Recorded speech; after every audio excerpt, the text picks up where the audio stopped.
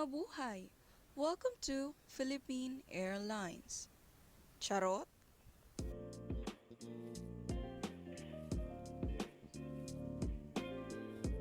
Hey Palanggas, Pinky here. Welcome back to our channel. For today's video, we're going to create an avant-garde inspired makeup look.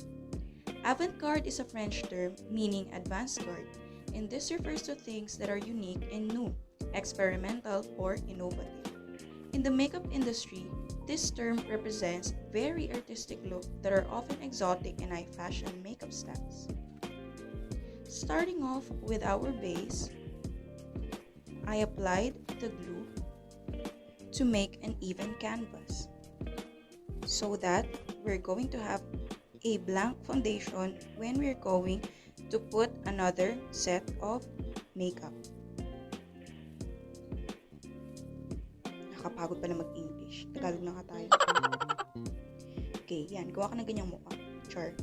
So, yun. Yung glue, nilagay natin siya para maging flat yung canvas natin. Para pag naglagay tayo ng foundation or mga susunod na makeup, ay hindi magkaroon ng bumps or ng mga bukol. Yan. So, maglagay ka lang ulit ng another layer of glue para syempre talagang wala nang sisilip na buhok ng kilay mamaya. Shari. Okay. Yan. So, i-flat mo lang siya. Usually, this takes time kasi syempre kapag gagawa tayo ng mga creative looks, ayan, gaganyan ka ng mukha mo. Sure. Usually, kapag gagawa tayo ng creative looks, kailangan talaga na maging flat yung surface natin para hindi tayo mahirapan sa mga susunod na products. Okay. Susunod naman is syempre patutuyuin mo na and then set it with powder para syempre hindi maging sticky or hindi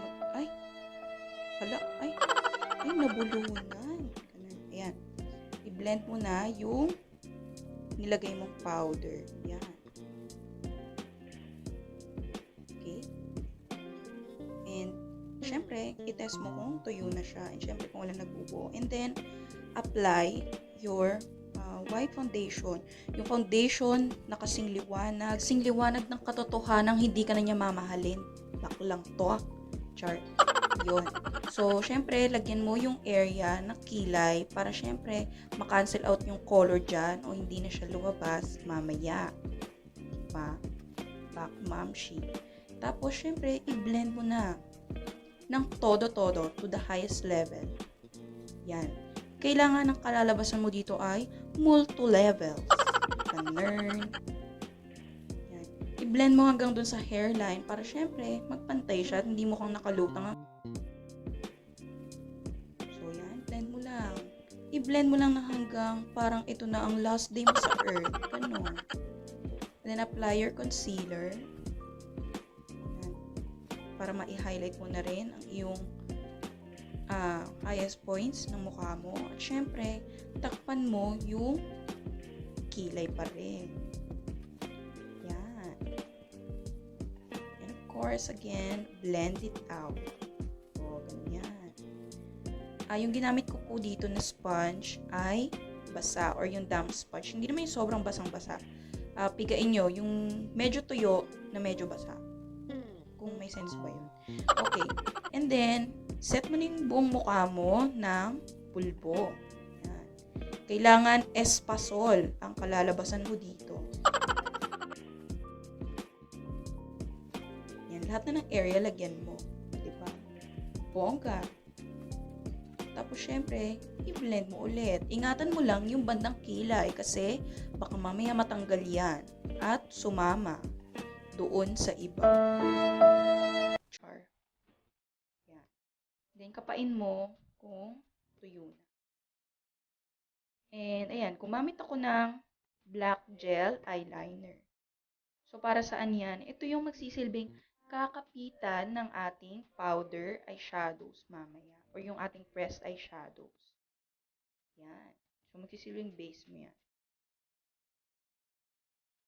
Tuloy-tuloy lang sa pag-a-apply. So, okay lang yun kahit hindi mo pa masyadong ma-perfect. Diba? Kasi, wala namang perfect sa mundo. Okay. After that, of course, use a black eyeshadow to set your gel eyeliner. Dadalawang isip kung ilalagay. Ilagay mo na. Char. Yun. Iset mo na siya. Pat-pat lang muna sa umpisa and then, i-gradual mong ilagay yung color pataas. Okay? Para maging smoky. O, diba? Pak! Multo. Ready na sa horror kahit malayo pa. And then, gumamit ka lang ng blending brush para naman syempre, yung edge ay hindi maging harsh. Okay? Hayaan mo na maging kaaway mo yung harsh. Huwag na lang ikaw. Charing. Okay, yan. I-blend mo lang. Yung parang tipong black eye pero hindi. So, yun. Ginawa ko siyang pawing kasi yung shape ng mata ko ay syempre pabilog. Kailangan medyo lagyan natin ng konting ilusyon na pahaba ang ating mata. Ganun.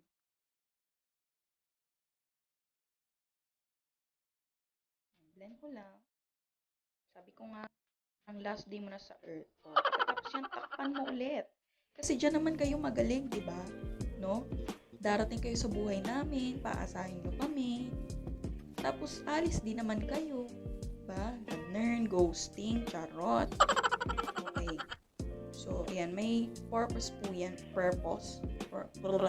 May purpose po yan. Bakit po nilagyan natin siya ng concealer ulit? Kasi syempre, ilalagay naman natin dyan yung yellow na eyeshadow. O, diba? Bongga. So, yan. Ipat mo lang muna para syempre, yung yellow na eyeshadow ay hindi magbuo-buo o magpatsi-patsi dun sa mata mo. Ganun. Siyempre, isama mo yung lower lash line para cohesive sila or connected sa isa't isa. Ilagay mo lang, layer ng layer.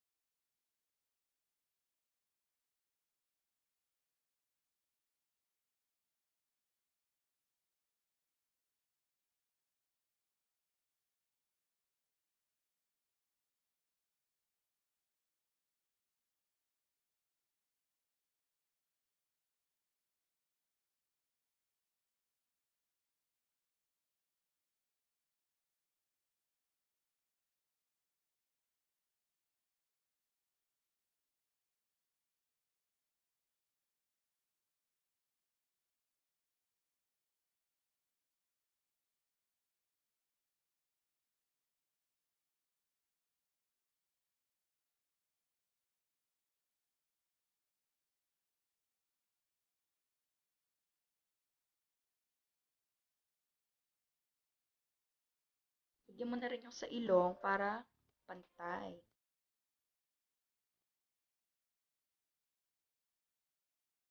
Gumamit ka ng fan brush para mag-highlight. Okay. Yan. Kita nyo ako.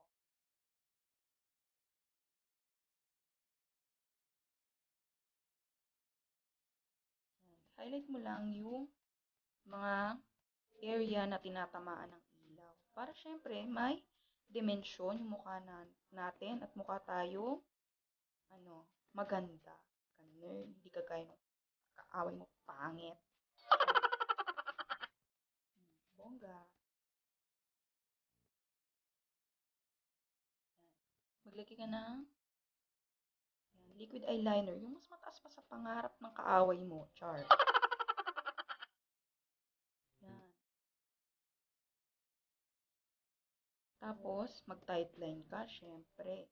Kailangan yan para walang nakikitang balat doon sa iyong mata, di ba? Kasi ang pangit naman ng tingnan.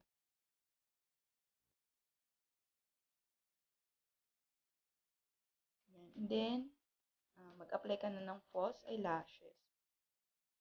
Yan. Dahan-dahan lang. Kailangan pantay. Para syempre, ayan,